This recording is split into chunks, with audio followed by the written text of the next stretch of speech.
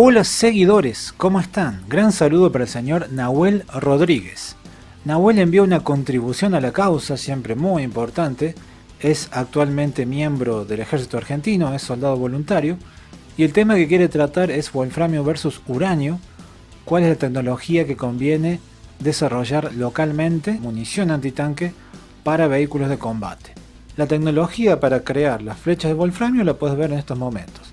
Se trata de un documental de la década de 1980 que emitió lo que sería GIAT, el GIAT francés, el Grupo Industrial de Armamento Terrestre, que es la fábrica, o mejor dicho, es el grupo, un conjunto de establecimientos industriales, propiedades del Estado francés para la industria de defensa, toda su gran industria de defensa.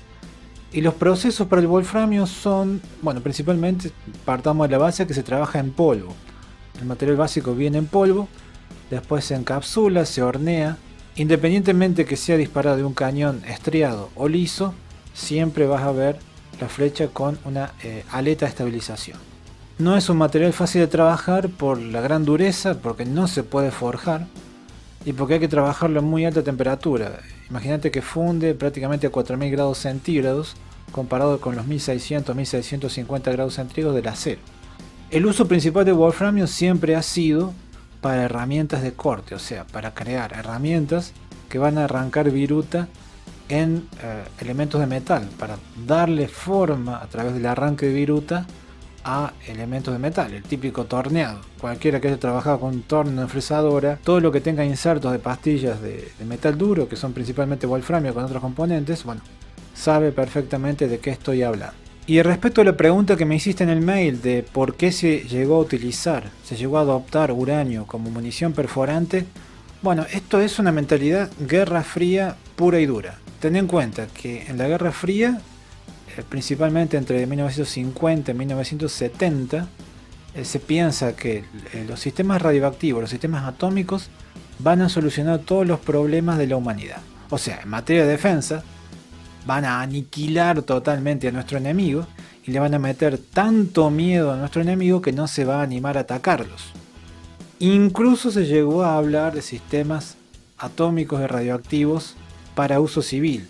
El auto atómico, el barco atómico, la cocina atómica. Lo único que se pudo aprovechar de todo eso fue el tema de los reactores nucleares para la generación eléctrica. El reactor nuclear para uso civil en Estados Unidos estaban en muchos casos en manos privadas.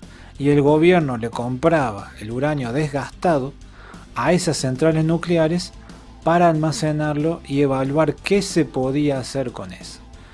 Tenías algunas opciones como la bomba sucia, que es básicamente una bomba tóxica para lanzarle sobre el enemigo y envenenarlo, pura y dura como suena. Y después tenés el asunto de la munición perforante. El uranio, desde el punto de vista para material perforante, tiene una ventaja, que es un material muy denso. Cuando decimos denso estamos hablando de pesado. O sea, un decímetro cúbico, para hablar mal y pronto, un litro de uranio pesa exactamente lo mismo que un litro de wolframio. No es tan duro como el wolframio, por lo tanto se puede tornear. Se puede trabajar en un torno sin necesidad de ser sinterizado. El problema es que cuando se dispara y cuando golpea sobre el blanco, vuelve a tener propiedades radiactivas. Las propiedades radiactivas no son tan importantes, o sea, no vuelve a emitir una radiación mortífera, pero sí emite una nube tóxica y unos polvos tóxicos que quedan impregnados en el blanco y en los alrededores del blanco. El asunto que el blanco quedara impregnado con material tóxico es algo que se buscó. No te lo van a contar abiertamente, pero es algo que se buscó en la munición antitanque. ¿Por qué? Porque una vez que golpeamos ese tanque o ese vehículo blindado, que iban a ser evidentemente los tanques soviéticos, íbamos a negar con esa toxicidad, íbamos a negar la recuperación. Y de hecho, si venía alguien a recuperar ese material, iba a quedar impregnado de veneno, salvo que tuviera un traje especial de cobertura, de protección. Básicamente todos los que recuperaran tanques se iban a enfermar y no iban a poder seguir realizando esa tarea. El ejército soviético se iba a quedar sin gente que recuperara tanques, se iba a quedar sin tanques. Todo viene del miedo que existe de un hecho real, que es que el Pacto de Varsovia, si sumamos todos los vehículos de combate, vehículos blindados de oruga que tiene el Pacto de Varsovia, supera prácticamente 3-1 a la OTAN. Entonces la doctrina era que cada aparato, cada sistema de la OTAN tenía que destruir muchos tanques, porque si no, de otra manera iban a ser arrasados, iban a ser barridos, derrotados por el Ejército Rojo. Esta obsesión antitanque, antiblindaje, te digo que la podemos ver hasta la fecha de hoy. O sea, hay una publicidad de hace 2 años del grupo industrial francés que se llama Nexter, dejó de llamarse Fiat, se llama Nexter, que están probando un cañón de 140 milímetros. Yo lo hice acá, un video de hace algunos años, el super cañón para derrotar al ejército ruso. Y en ningún momento de la publicidad lo prueban con munición explosiva. Siempre es con munición perforante, siempre es con munición flecha. Es exactamente lo mismo que yo pude ver en las Interavia, en la revista Defensa Militar, en la revista Tecnología Militar de la década del 80, 90. Siempre las publicidades de tanques y de vehículos de combate sobre ruedas hacen énfasis en la capacidad antiblindaje y hacen énfasis que se puede disparar flecha.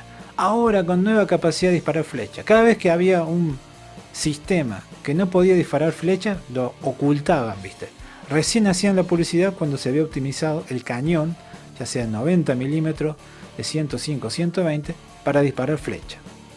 Cuando el AMX-30 pudo disparar flecha, salió una tremenda publicidad en la tecnología militar en todos los idiomas, que ahora el AMX-30 y el sucesor AMX-32 y 40 podía disparar flecha. Ya no somos pobres, ahora podemos disparar flecha. En realidad, los sistemas antitanque de hoy, la flecha ya no es tan importante, porque tenemos una invención que ha cambiado todo. Ya lo ha cambiado todo. Si queremos reconocer que ha cambiado todo o no, ese es otro asunto. El cambio existe y no se va a volver atrás. Quien no tenga una buena cantidad de drones o quien no tenga una buena defensa contra los drones van a sufrir una derrota catastrófica.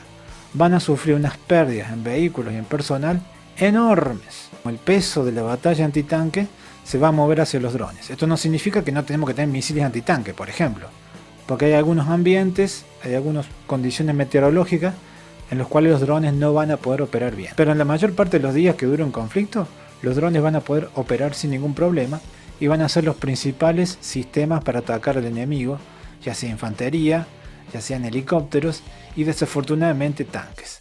Los tanques, vehículos de combate e infantería que no tengan protección contra esos drones están en el horno. Y esto lo repito siempre, cada vez que puedo, y lo voy a volver a repetir: los drones, la tecnología de drones con capacidad de lanzar explosivos convencionales o de carga hueca, no es solo una tecnología que esté al alcance de los militares, no es solo una tecnología que esté al alcance de los gobiernos. Ya es una tecnología que está en manos de grupos paramilitares, grupos narcoterroristas, grupos guerrilleros. Te pueden atacar, un grupo narcoterrorista puede atacar una columna de un ejército convencional de cualquier gobierno y causarle serias bajas. Le van a causar serias bajas si no adoptamos esta mentalidad, que lo que primero que tenemos que protegernos y con lo primero que tenemos que atacar es con los drones. Por lo tanto, yo creo que esta tecnología del wolframio y el uranio ha quedado en segundo plano. Por supuesto que hay que tener munición perforante de wolframio, nosotros la tenemos, se la compramos de Israel, pero no va a ser la principal tarea de los tanques. La principal tarea de los tanques va a ser disparar, está siendo disparar munición explosiva. Munición explosiva, apoyar la infantería, retirarse en lo posible, volver a atacar, volver a posicionarse, maniobrar, disparar. Es una doctrina muy nueva que todavía los ejércitos no han perfeccionado, y creo en particular que el ejército argentino, como vos sos miembro del ejército argentino, debería estar enviando veedores a la guerra de Rusia y Ucrania, porque ambos bandos son muy dados a la propaganda y ambos bandos tienen la mentira como arma. Entonces es muy difícil saber exactamente los detalles de las tácticas que se están empleando. Pero teniendo en cuenta que nuestro país tiene mucha llanura, como son las llanuras de Ucrania, sería importantísimo tener gente sobre el terreno, y no estoy hablando de mercenarios, esa pobre gente que es abatida a los pocos días de llegar, sino veedores reales, oficiales del ejército argentino, viendo cómo es realmente la cosa. Así que resumiendo, munición de uranio definitivamente no, munición de wolframio sí, de hecho nosotros lo tenemos, para el TAM, la munición M426 y otros modelos de wolframio, flecha de wolframio que se construye, le compramos a Israel. ¿Habría tecnología para hacerlo en nuestro país? Sí, de hecho en mi provincia hay una empresa que se dedica a hacer herramientas de wolframio a pedido, pero principalmente acá no es una cuestión de tecnología, es una cuestión de doctrina. Tenemos definitivamente que sacarnos de la cabeza que el tanque va a ser nuestro principal sistema antitanque. Ya no lo es más. Probablemente tampoco lo era en el pasado inmediato, pero definitivamente ahora quedó completamente relegado por los drones y los misiles. No se trata acá de decretar la muerte del tanque, cosa que muchos han hecho y han fallado estrepitosamente. El tanque es importantísimo, debemos tener más, porque es la artillería de la infantería, es la artillería que va a apoyar a la infantería y va a permitir que todos los demás vehículos se abran paso, o que sea más fácil que esos vehículos se hagan paso. Pero sin restarle importancia al tanque, tenemos que poner mucho énfasis en los demás sistemas, principalmente los sistemas no tripulados.